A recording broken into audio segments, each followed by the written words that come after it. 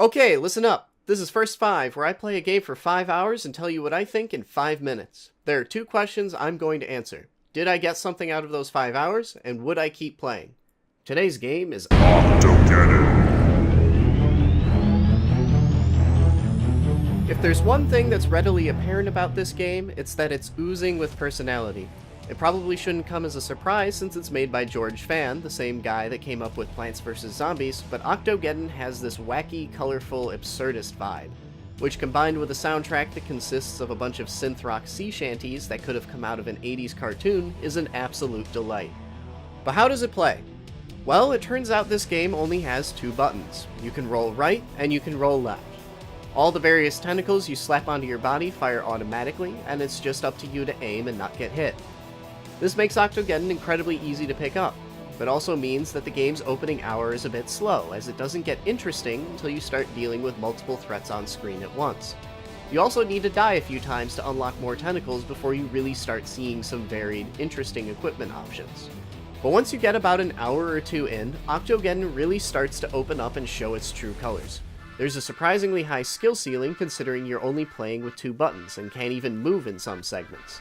On land, your positioning is incredibly important because only half your tentacles are firing at any given time. If you need to use a different weapon, you need to find the space to physically roll over and bring it to bear. And in the ocean, you frequently have to orient yourself specific ways to dodge oncoming bullets, which can leave you in a tight spot where you have to remain still and are helpless to stop other enemies' advances. The result is that the controls are simple and stay out of the way, but the gameplay itself still makes you think. It's not the deepest game you'll ever play, but it is elegantly designed and offers more than you'd expect at first glance. After the game gives you an opportunity to dip your toes in, it starts ramping up quickly. Every time you discover a new enemy type, they'll start appearing in earlier zones, complicating the early game, and you unlock new tentacles fairly quickly through successive playthroughs until eventually you're running around with an arsenal of mayhem to rival the Doom Marines.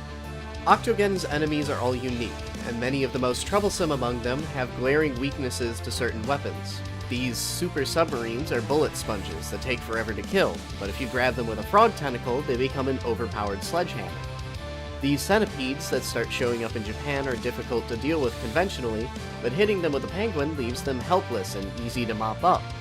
The result is that I started packing one of everything, ended up with a bevy of 6 to 8 different weapons, and found myself literally rotating each weapon in and out to deal with specific threats as they appear.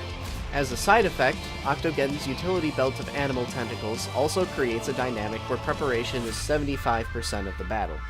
Aforementioned skill ceiling aside, at the end of the day, having the proper foresight to switch out for the right tools will get you farther than twitchy reflexes.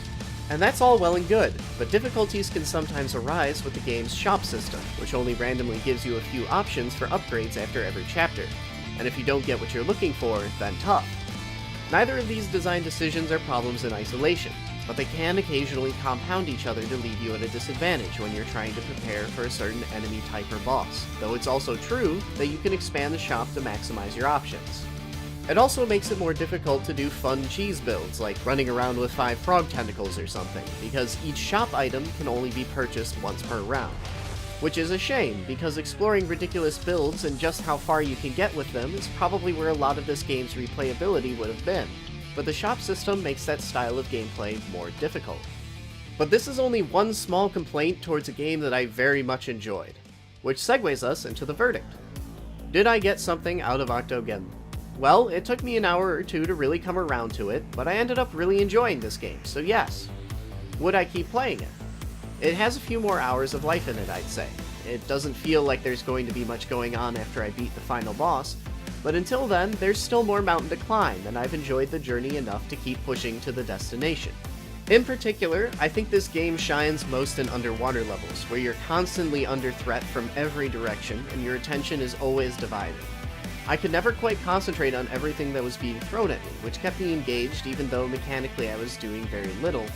I'm also interested to see how this game does with non-gamers. With its zany charm, simple controls, and generous introductory levels, this has the potential to be good introductory fare to the medium, to say nothing of the fact that you can introduce it to your friends by just saying, "Oh, yeah, it's the latest game from that guy that did Plants vs. Zombies," and even your non-gaming friends might know what you're talking about.